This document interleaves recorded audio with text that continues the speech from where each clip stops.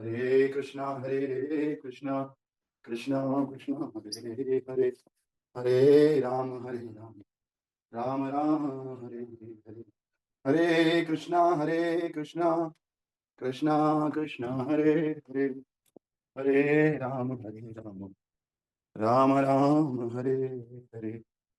नमो पंकजनाभाय नमो पंकजनाभाय नमो पंकजनाभाय नमस्ते पंकजाय नमस्ते पंकजा। ग्रंथराज श्रीमद् भागवत महापुराण की जय। श्री प्रभुपाद महाराज की जय। अनंत कोटि वैष्णव वृंद की जय। नमाचार्य श्री हरिदास की जय। राधा कृष्ण गोपीनाथ श्याम कुंड राधा कुंड गिरी गोवर्धन गंगा यमुना माई की जय। श्री धाम वृंदावन धाम की जय। मायापुर नवदीप धाम की जय। अयोध्या परिद्वारिकापुरी धाम की जय। पुरुषोत्तम क्षेत्र श्री जगन्नाथपुरी धाम की जय। बद्रिकाश्रम धाम की जय। सीता राम लक्ष्मण हनुमान की जय। निताई गौर वंदे हरि हरि बोल। तो आप सब भक्तों का स्वागत है श्रीमद् भागवतम महापुराण की कक्षा में। हम लोग श्रीमद् भागवत महापुराण का दूसरा स्कंद पढ़ रहे हैं और इसका अध्याय संख्या 6 जिसका नाम है पुरुष सूक्त की पुष्टि और इसका श्लोक संख्या 13, 14, 15 और 16 ये सब एक साथ हैं। तो इस प्रकार से है। अहम भवान भवश्चैव तौ इमे मुनयो ग्रजा सुरासुर नरा नागा खगा मृग सरीसृपा गंधर्वाप्सरसो यक्षा रक्षो भूतगणो रगा असवः पितर सिद्धा विद्याधर शरणाद्रुमा अन्ये च विविधा जीव जलस्थलभोकशः ग्रह रक्षकेतवस्ताराट् दण्डितास्तनयित्तवः सर्वं पुरुष एवेदं भूतं भव्यं भवच्च यत् तेनेदम् आवृतं विश्वं वितस्तिम् अधितिष्ठति। तो ये श्लोक है चार श्लोक एक साथ है। तो कोई एक दो लोग रिपीट कर लीजिए, है ना। हरे कृष्ण। हरे कृष्ण प्रभु जी। हम्म, अहम भवन भवश्चैव ताई मे मुनयो ग्रजा सुरासुरन्नरा नागा खाग मिग्र सरीसृपा गंधर्व गंधर्व परस्पसो यक्षा रक्षो भूत गुणो रगा पशुवा पित्रा सिद्धा विधा विधाधारणाश्च विधाधारणाश्चारणा द्रुमा अन्ये च विविधा जीवा जलस्थलन भोक्सा ग्रहक्षेत केशतावास्तारा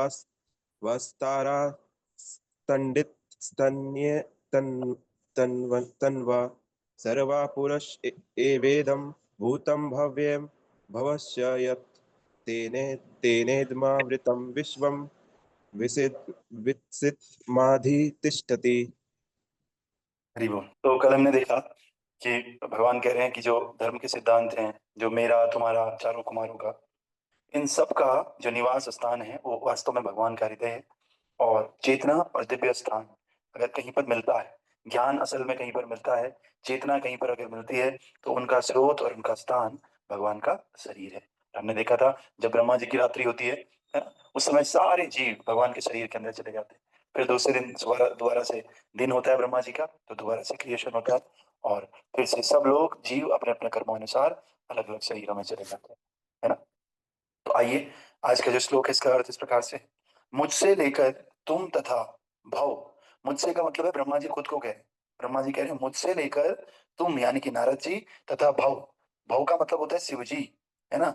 शिव जी तक जितने भी बड़े बड़े ऋषि मुनि तुमसे पहले हुए हैं, वे देवतागण, असुरगण, नाग, मनुष्य, पक्षी, पशु, सरीसृप इत्यादि तथा समस्त ब्रह्मांडों की जो समस्त दृश्य अभिव्यक्तियां हैं, जैसे ग्रह, नक्षत्र, तारे, सितारे, विद्युत, गर्जन तथा विभिन्न लोगों के निवासी, जैसे गंधर्व, अप्सरा।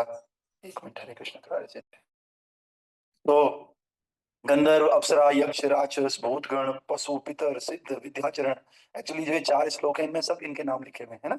पशु, पक्षी, वृक्ष, है ना, कुछ भी और अन्य। भगवान में ये ब्रह्मा जी बता रहे हैं अन्य जो कुछ तुम सोच सकते हो, जो कुछ भी हो सकता है, ये सभी सम्मिलित हैं वे सभी भूत, वर्तमान तथा भविष्य सभी कालों में भगवान के विराट रूप के द्वारा आच्छादित हैं। यद्यपि वे इन सब से परे रहते हैं और सदैव एक बालिस्त आकार के रूप में रहते हैं।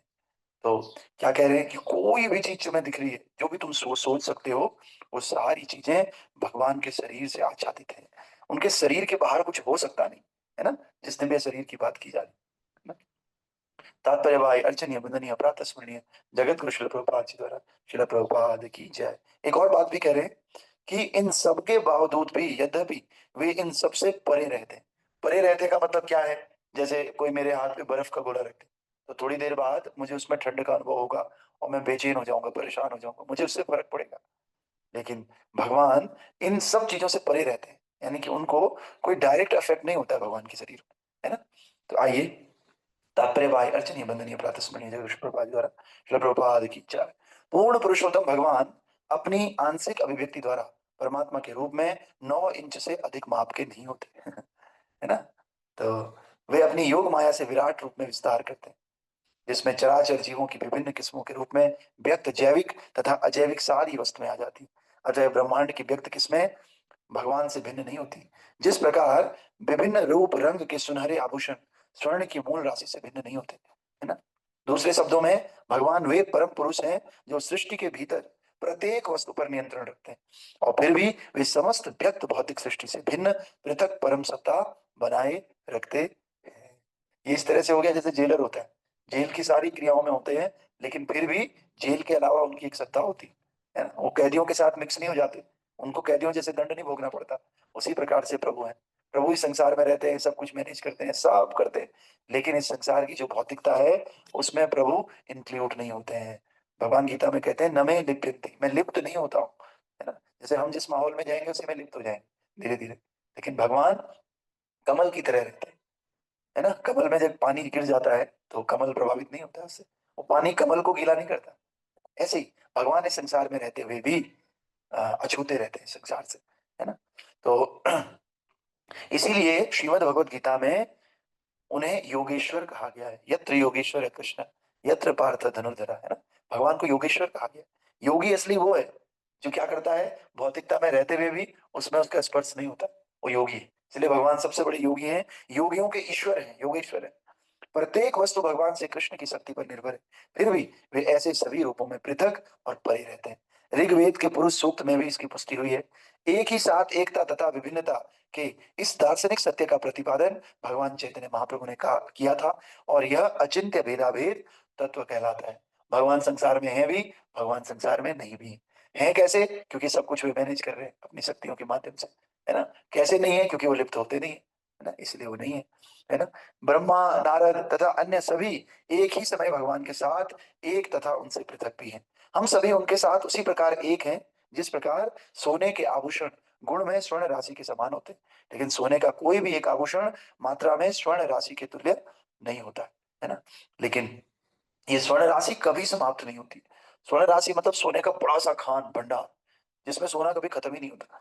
एक छोटी सी रिंग है और आप स्वर्ण राशि को देख लो, दोनों गुणों के अनुसार एक ही हैं। जो गुण इस छोटी सी रिंग के हैं वही गुण सोने की खान के हैं।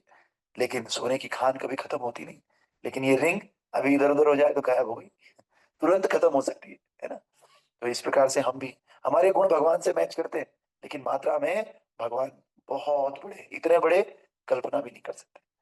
ठीक है, तो इस प्रकार से आगे कह रहे हैं कि यदि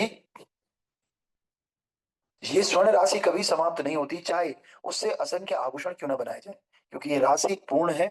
यदि पूर्ण में से पूर्ण निकाल दिया जाए तो भी परम पूर्ण बना रहता है ना। पूर्णम पूर्णमिदं पूर्णमादाय, है ना। यह तथ्य हमारी वर्तमान अपूर्ण इंद्रियों द्वारा अचिंत्य है। तो हमारी जो इंद्रियां है, हमारी जो सोच है, उसके द्वारा हम इसको सोच ही नहीं सकते, हमारी कल्पना के परे है। ये होता कैसे? इसीलिए भगवान चैतन्य अपने दार्शनिक सिद्धांत को अचिंत्य कहते हैं, अचिंत्य भेदाभेद। अचिंत्य मतलब इनकंसेबल, जिसको सोचा नहीं जा सकता, जिसका चिंतन नहीं किया जा सकता, वो अचिंतन है। और जैसा कि भगवत गीता में और भागवतम में पुष्टि होती है, भगवान श्री चैतन्य का अचिंत्य भेदा भाव परम सत्य विषय पूर्ण दर्शन है। तो भगवान चैतन्य का अचिंत्य भेदो भाव तत्व परम सत्य विषय पूर्ण दर्शन है। बहुत सारी फिलोसफीज हैं, ये बात वो बात है ना।